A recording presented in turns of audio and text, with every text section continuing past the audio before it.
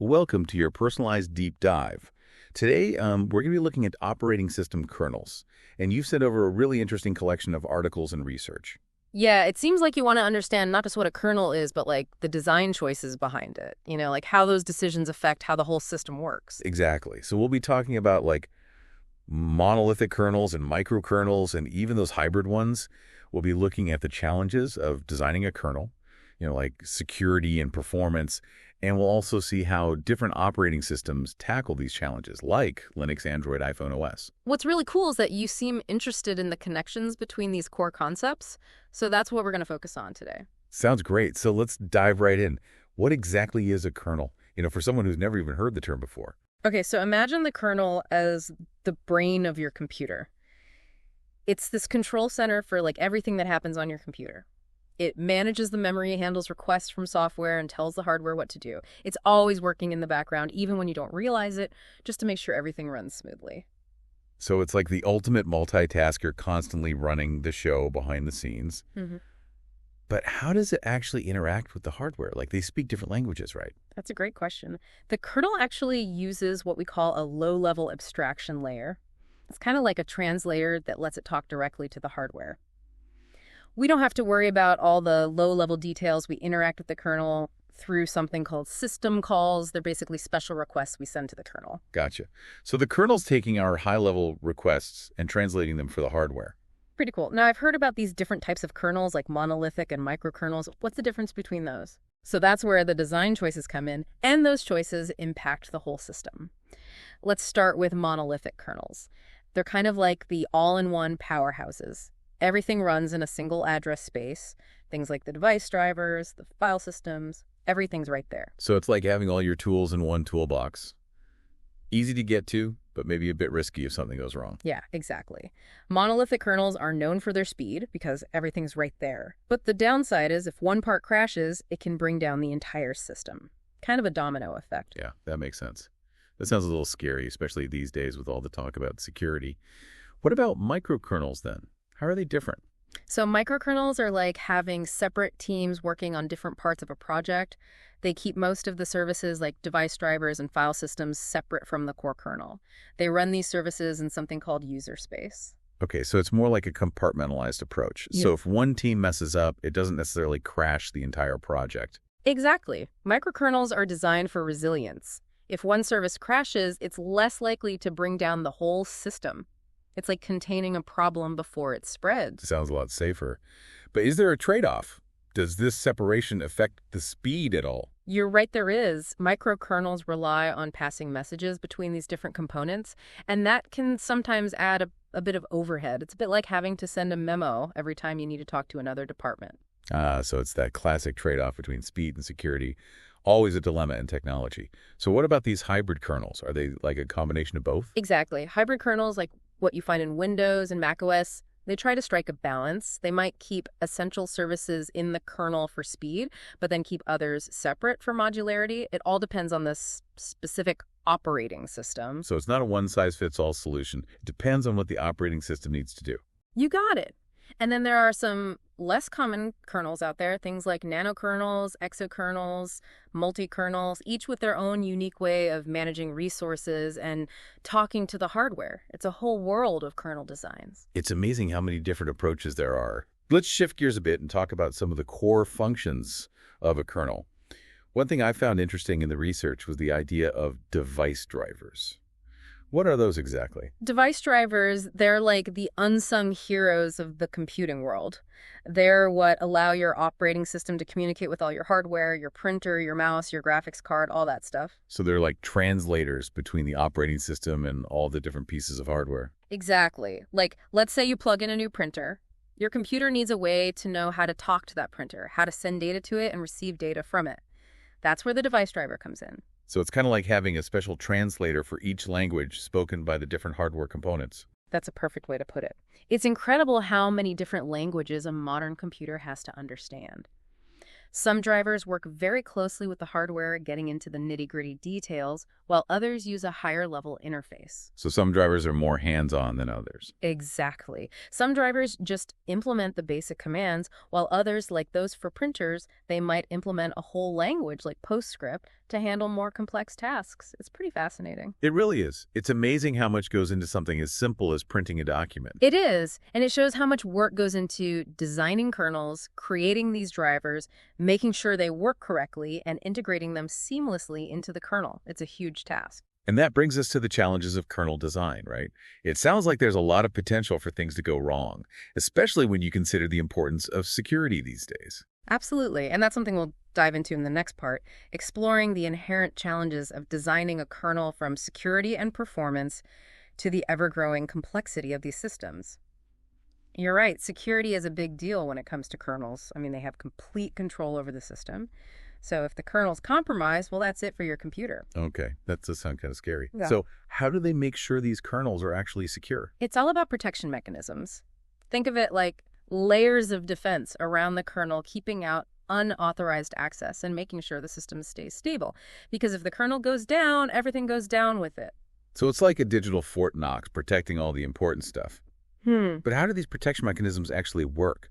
Well, there are two main approaches, hardware-based and language-based, and each has its pros and cons.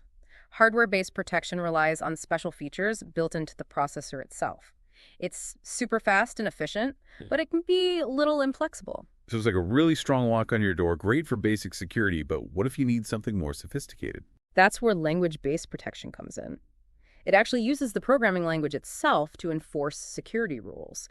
It gives developers much more control over what different parts of the system can and can't do. So it's like having a whole security system with motion sensors, cameras. Yeah. The works. But I bet that kind of complexity comes at a cost, right? You got it.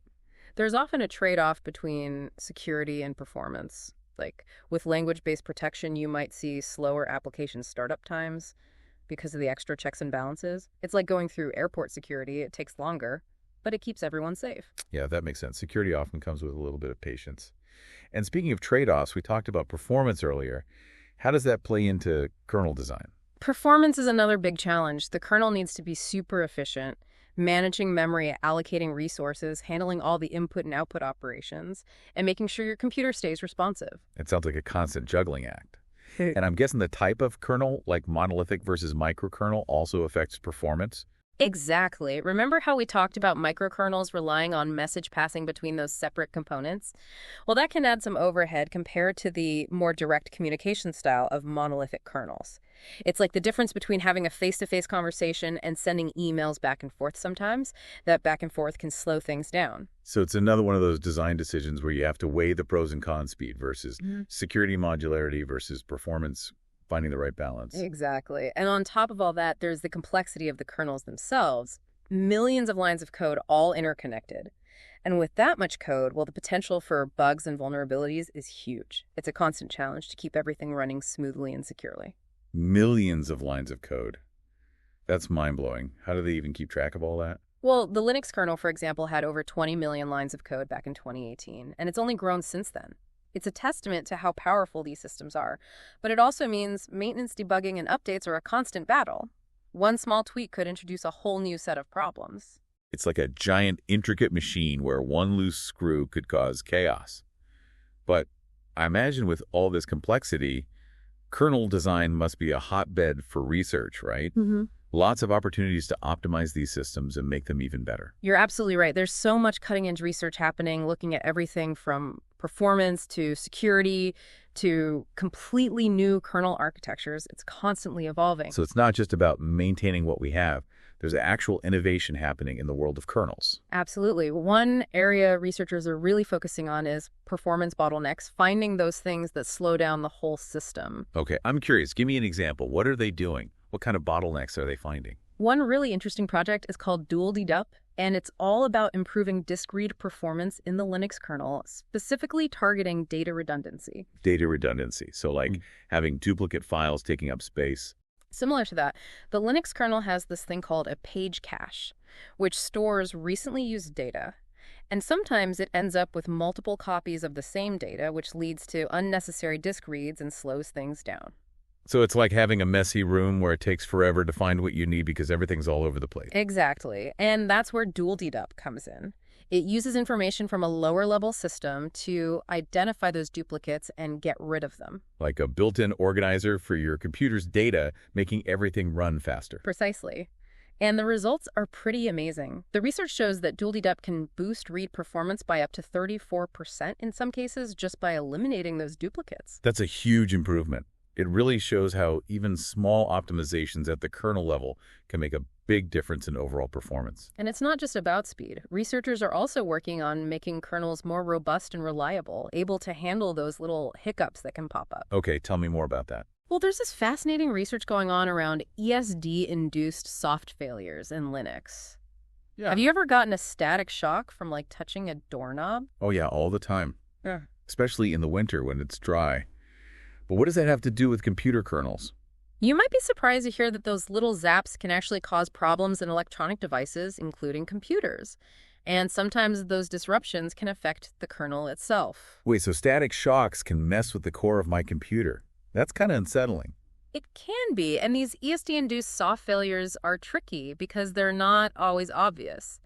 The system might seem fine on the surface, but there could be underlying data corruption leading to problems later on. So like a hidden gremlin messing things up under the hood. Hmm. How do you even find and fix something like that? It takes some serious detective work. Researchers are using something called kernel call trace analysis. Basically, they look at the sequence of calls that the kernel makes and analyze them for any signs of a soft failure. So it's like looking for clues at a crime scene, trying to figure out what happened and where things went wrong. Exactly. And this research is super important for making systems more reliable because those little soft failures can build up over time and eventually lead to crashes or even data loss.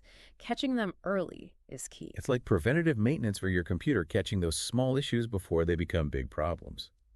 I never realized those static shocks could be so damaging. They can be. And what's interesting is that research in this field often draws inspiration from unexpected places. Sometimes the best solutions come from thinking outside the box. Okay, now I'm really curious. Unexpected places?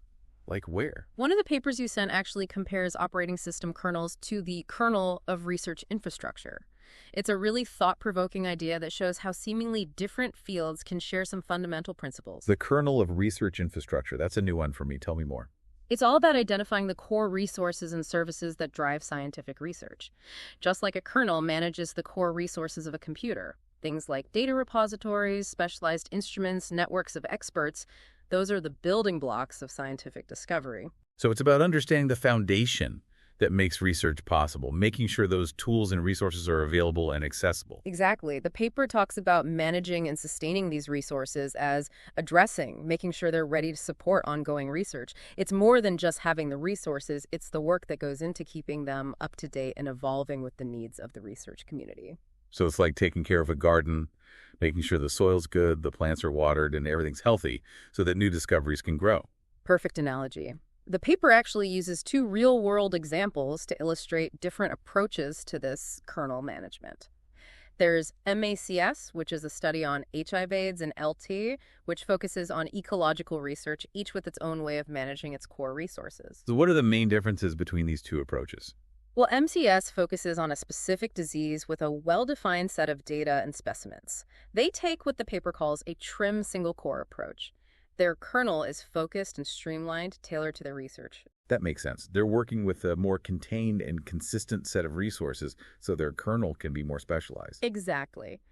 Eltier, on the other hand, deals with a much wider range of ecological data and specimens collected from all sorts of ecosystems, and that needs a different approach to kernel management, one that the paper describes as multi-core shaggy dog. Shaggy dog. Okay, that's a pretty vivid image. What does that mean when we're talking about research infrastructure? It's a great way to picture the complexity and diversity of what LT manages. Their kernel has to be more adaptable and flexible, able to handle all sorts of data types, instruments, and expertise. So it's like comparing a well-kept garden to a wild, sprawling forest. Each has its own beauty and complexity and needs a different approach to care and management. Exactly. And this kernel analogy helps us evaluate how flexible and adaptable different research infrastructures are. Can they easily incorporate new data, new instruments, new expertise? Can they evolve as science changes? So it's about understanding the limits and possibilities of different kernel architectures. Are there trade-offs between specialization and generalization? Can a trim single-core approach ever handle the complexities of a shaggy dog research area? That's the key question. And that's what makes this analogy so powerful. It encourages us to think critically about the structures that support scientific discovery and realize that managing those structures is just as important as the research itself. It reminds us that even the biggest discoveries depend on a foundation of well-managed resources and expertise, and that the design and maintenance of that foundation can have a huge impact on the future of science. Absolutely. And that's what makes exploring kernels so fascinating. It's not just about the technical details of computers. It's about understanding the fundamental principles of organization, management, and evolution that apply to so many different areas. It's about finding connections between seemingly unrelated fields and discovering those hidden patterns that lead to a deeper understanding of the world. And that's what we'll continue to explore in the final part of our deep dive, taking everything we've learned about kernels and applying it to your own work, your own research, and your own understanding of the complex systems that shape our lives. That kernel analogy is so cool. It really connects those two worlds. Mm. The technical world of operating systems and the world of scientific research. Makes you think about all the hidden connections out there. Yeah, analogies are so powerful for understanding these complex ideas. And it shows how those basic ideas of organization and management pop up everywhere. Exactly. Like, we found a secret door between two completely different places. And it makes you wonder what other insights we could find by using this kernel thinking in other areas of our lives. It's all about sparking curiosity and finding new ways of thinking and understanding. This deep dive has certainly done that for me. We've gone from the core of our computers to the foundations of research, uncovering all these complexities of kernel design and seeing how those same challenges play out in different fields. It's been quite a journey. And what's really fascinating is how these kernel designs have changed over time.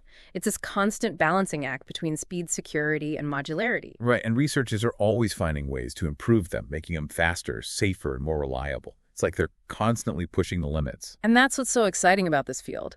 There's always something new to discover, a new problem to solve, and the solutions they find often have an impact way beyond just computers.